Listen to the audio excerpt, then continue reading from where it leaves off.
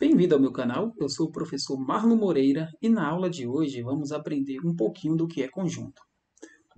Bom, a ideia principal de conjunto é coleção ou agrupamento de itens, ou objeto ou coisas, enfim, é aquele agrupamento, é aquela coleção.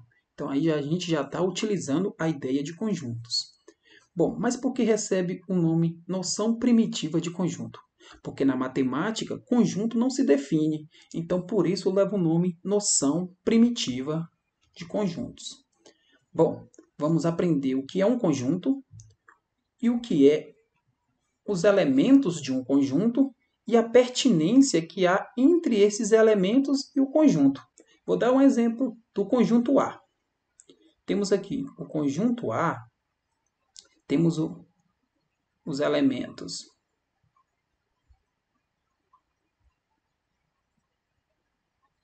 1, 2 e 3. Lembrando que o A é aqui o nome do nosso conjunto. Então, vou colocar aqui. Ó.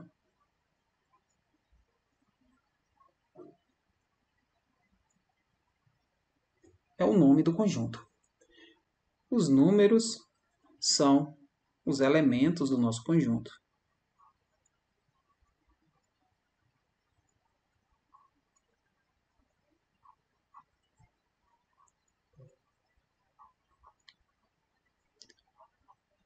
Pronto.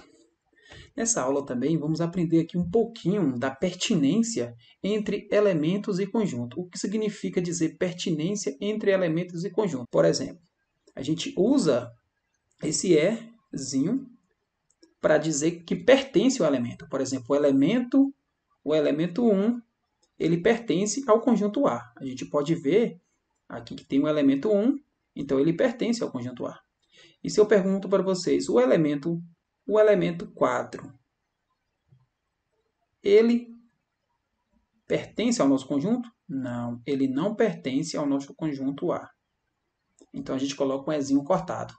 Então, pertence ao conjunto, significa dizer que o elemento ele pertence ao conjunto, e o cortado, esse com um tracinho, ele não pertence ao nosso conjunto.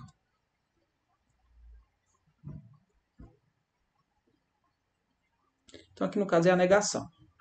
Agora vamos aprender um pouquinho mais dessa formação desses conjuntos. Como vamos montar esse conjunto, né? A partir de uma informação, a gente já consegue montar os nossos conjuntos. Lembrando que a gente vai aqui, primeiramente, montar esses conjuntos de forma que o nome do conjunto tenha a letra maiúscula. Os elementos vão estar entre chaves, separado por vírgula. Então, aqui, ó. Múltiplos positivos de 2 menor que 13, né? Ele quer múltiplos positivos, ó, positivos de 2 menor que 13. Então, a gente vai primeiro denominar o nome desse conjunto. Bom, como se trata de múltiplos, né? Aqui poderia ser qualquer letra, mas eu vou colocar M. Porque M, né, lembra de múltiplos. Bom, quem são os múltiplos de 2? Lembrando o que são múltiplos de 2. Então, é a mesma coisa se eu pegar esse número e multiplicar por 1, por 2, por 3, ou simplesmente ir somando eles. Então, os múltiplos de 2, na verdade, vai ser o próprio 2. Bom, vai ser o 4, o 6, o 8, o 10 e o 12.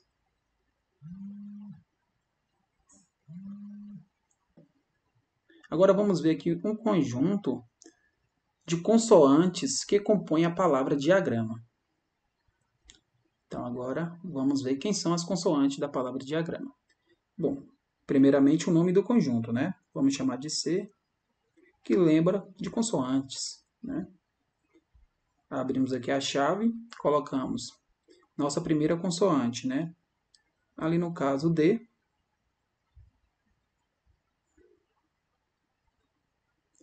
Bom, vem G, vem R e vem M. Pronto. Tá aí os nossos 4 elementos desse conjunto. Divisores positivos de 20. Então, quem são os divisores positivos de 20? Chama esse conjunto de conjunto D, pois nos lembra de divisores, né? Isso. Quem são os divisores de 20? Então, primeiro a gente começa com o divisor comum, né? De todos, é o 1. O 1 divide todos os números, então não pode deixar ele. Como 20 é o número par, eu vou colocar aqui o 2. Todo número par, ele divide por 2. Bom, temos o 1, temos o 2. O 3 não vai ser. O 4. O 4 é divisor de 20. 20 dividido por 4 dá 5. Então, 5 também vai ser divisor de 20. Bom, pega 20 e divide por 2, encontramos 10. Então, 10 também vai ser o divisor de 20 e o próprio 20. Para ficar mais organizado, né, vamos colocar de forma crescente. Então, está feito aí o conjunto dos divisores positivos de 20. Bom, quarto exemplo. Números primos positivos maior que 1 e menor que 10. Bom, maior que 1, menor que 10. Para ser primo, pessoal, aí a gente lembra do conceito, né? O que é um número primo, né? Um número primo é que tem apenas 2 divisores. É divisível por ele mesmo e por 1. Então, no caso, ele está querendo aqui positivos maior que 1. Então, primeiramente, a gente começa com 2. Por que 2? Porque 2 divide por 2 e divide por 1. O 3 divide por 3 e divide por 1, então é primo. O 4 vai ser primo? Não. Pessoal, apenas o número 2 é um número par, primo. Então, seja, o 4 não vai ser, o 6 não vai ser, o 8 também não vai ser. Então, quem vem agora? Então, tiramos todos os pares agora. Quem que vem? Vem o número 5. 5 é primo? Ele é primo, porque divide apenas por ele mesmo e por 1. O 7. O 7 também é primo, pois divide por ele e por 1. O 9. O 9 vai ser primo? Não vai ser primo. Por quê? Porque o 9 divide por ele mesmo, divide por 3 e divide por 1. Tem 3 divisores. E o conceito de ser primo, para ser primo, tem que ter apenas 2 divisores. Então, o 9 aqui não entra nesse caso. Então, encerramos por aqui. Como fala que é menor, né, é maior que 1 e menor que 10, então temos apenas esses 4 elementos que compõem esse conjunto de números primos. Então, aqui é uma forma, pessoal, de a gente estar representando esses conjuntos.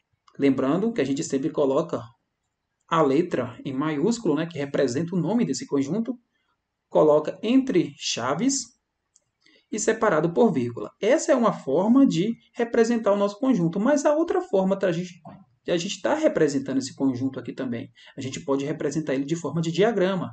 Então, a gente coloca aqui, ó, o conjunto é o conjunto M. Agora, o diagrama. Vamos pegar aqui e vamos colocar os elementos aqui dentro, ó. O 2, o 4, o 6, o 8, 10 e o 12.